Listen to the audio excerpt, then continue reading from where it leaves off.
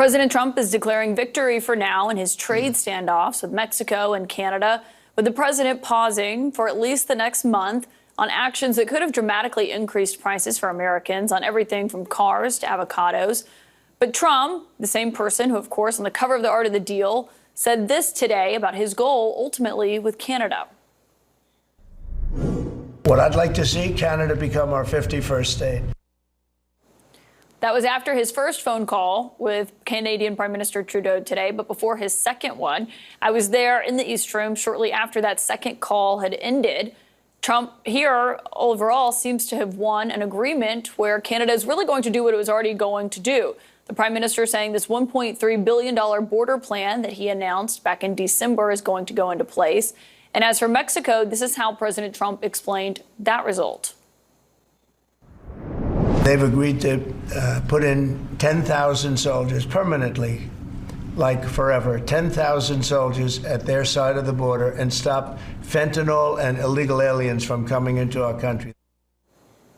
According to Mexico's defense ministry, there are already 15,000 troops nearly there on the border. It's a deployment that started in 2019. I'm not too impressed with the Canadian response, frankly. I mean, the fentanyls are, I don't know what that's going to do. And I guess they'll have a few helicopters flying at the border. I mean, it's not nothing, but they were going to get slapped with 25% tariffs, and now those are gone for at least 30 days. I'm not sure what's going to happen in 30 days. Maybe some other concessions, but I think President Trump saw a huge negative reaction to this, as I know you predicted, I predicted, from Wall Street, from the markets, from all the establishment types. Do you think he reacted to that? Or maybe some of his advisors said, whoa, we gotta rethink this? I think President Trump is a guy that, in my opinion, likes to ask people, what do you think behind closed doors? But at the end of the day, he's a strategist. He's thinking 5, 10, 15 moves ahead. My congressional source tonight is the Republican Congressman Warren Davidson of Ohio. And Congressman, it's great to have you here. What does the U.S. have today that it did not have before this morning from Canada or Mexico? Well, look, President Trump is focused on trade. And look, before I was in Congress, I was in manufacturing. And, our manufacturing companies, the number one elephant in the room is China. And with Canada, with Mexico, with a number of Western Hemisphere countries, you see them continually doing more and more business with China, including Colombia. So what I think Trump is doing right now is setting conditions for everybody to be reminded to not take the United States of America for granted, and that we need to be your number one trading partner. And when the time comes, you work with us to deal with the challenge of China. And the China tariffs are still going into effect. They are not getting a reprieve like Canada and Mexico are. But did the White House, in your view, extract anything from Canada or Mexico to call off this trade war? Well, I think absolutely. He got both Sheinbaum and Trudeau to acknowledge we need to help deal with fentanyl. We need to deal with the black market. And the black market is wrecking our country. It's killing tens of thousands of Americans every year, far more than we've lost in many years in any kind of terrorist combat, any kind of thing like that. We're getting tens of thousands of Americans. And the thing about fentanyl, it's not like people intentionally take fentanyl. We had a young lady Lizzie Murphy, she took a Xanax at a party. Not a great idea, but it's not supposed to kill you. It was laced with fentanyl. Dead at 21 years old. And that's happening thousands and thousands of families. Yeah, no one's denying that, of course. I mean, it's ravaged hometowns. Everyone understands the fentanyl crisis. But one, the amount of fentanyl that comes from Canada is nowhere near the scale of the southern border. A lot of it comes through legal ports of entry. But on this specifically, he called this off, saying that he had won concessions from both of them. But is there a tangible concession in your view? Yeah, absolutely. He won the concessions, and part of it is it's a commitment from Trudeau that wasn't there to help with fentanyl, to help with the black market. Well, he announced the plan and to secure the border. He announced that plan though 6 weeks ago, back in December. Well, at least he's reiterated it and formalized it. And here's the thing. When you look at it, you say, oh, well, why so much drama? Well, because you very publicly put them in a position where they're clearly going to do it. Trump and many world leaders now say, well, we're worried because we don't know what he's going to do next. So let's give him a very wide berth and see what happens. So, Mr. Secretary, good morning. Let's speak a little further about the implications and ramifications of these tariffs, not just economically. Obviously, they're paused, but if they were to return, let's say in 30 days' time, but also the strain it puts on alliances. I mean, you just sort of hinted at it. Both of these countries, our nearest neighbors, Prime Minister Trudeau of Canada over the weekend talking about the real sense of betrayal that he and his people felt when Trump announced the tariffs would be put in place. These leaders perhaps might be moved to reevaluate their relationships with the United States and seek comfort elsewhere.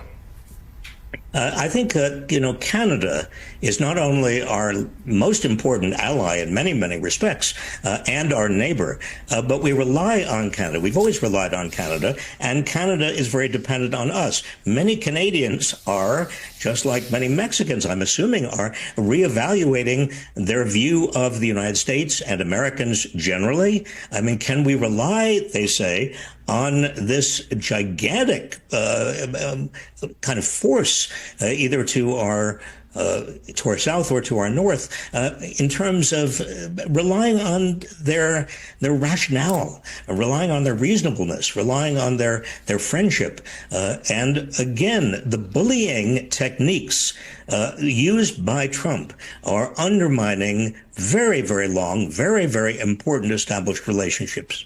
Kate. Renee, thank you so much for the reporting. John. All right, with us now is Congressman Pat Ryan, a Democrat from New York. Congressman, thanks so much for being with us. I want to go back to the tariffs, if I can, for just a moment, because a lot has happened over the last 24 hours. And I want to read you two competing accounts of what happened, right? The Wall Street Journal editorial board, their headline was Trump blinks on North American tariffs. The president pauses after minor concessions from Canada and Mexico. But Caroline Leavitt, who is the White House press secretary, her view is Canada is bending the knee just like Mexico. So which is it? Thanks for having me. I mean, you said a lot happened. If you zoom out, at least with Canada and Mexico, very little happened. I actually, rare moment, agree with the Wall Street Journal that Trump got rolled here.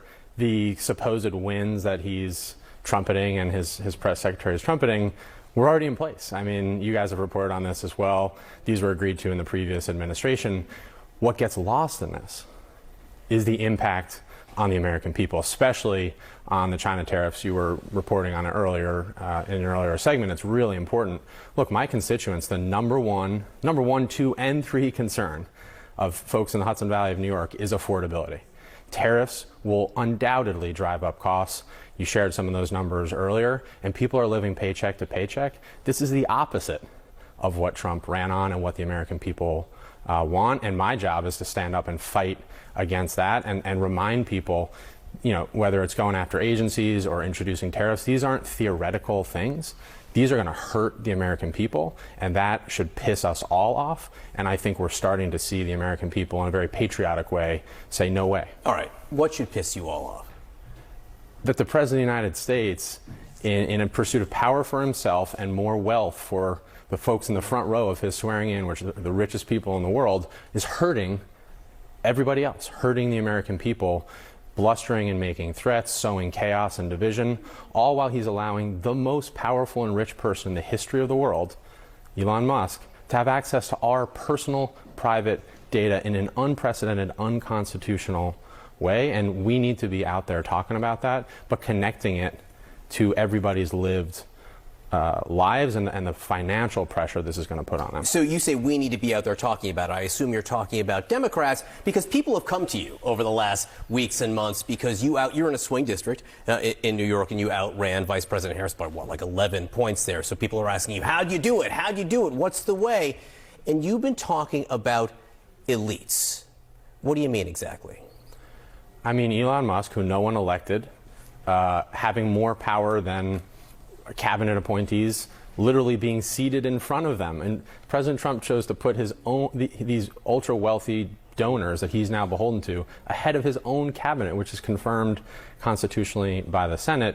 And that's going to be harmful to the American people. That's not just something that should theoretically bother us. It's going to hurt people's lives. And I think that we have to be clear. When there are villains, we have to talk about them. And I think at this point, that is Mr. Musk. And we have to talk about heroes, which are the American people. And so when you said who should be talking about this, it's not just Democrats. Every American who believes in our Constitution and the values that I risked my life in combat 27 months to defend should be out there, regardless of party. This is a moment, and we saw this in the first Trump administration, where we will see a broader coalition stand up and say this is not who we are as a country. Do you think, and I know you say it's more than just Democrats, do you think House Democrats have found their footing? I think we need to show the urgency. Certainly for me, it's been very urgent, calling out specific impacts on my constituents. For example, just over the weekend, the VA hospital in my district, which I also go to as a veteran, announced they're closing 20 beds of inpatient veteran healthcare beds for those struggling with addiction and mental health because of the Trump hiring freeze.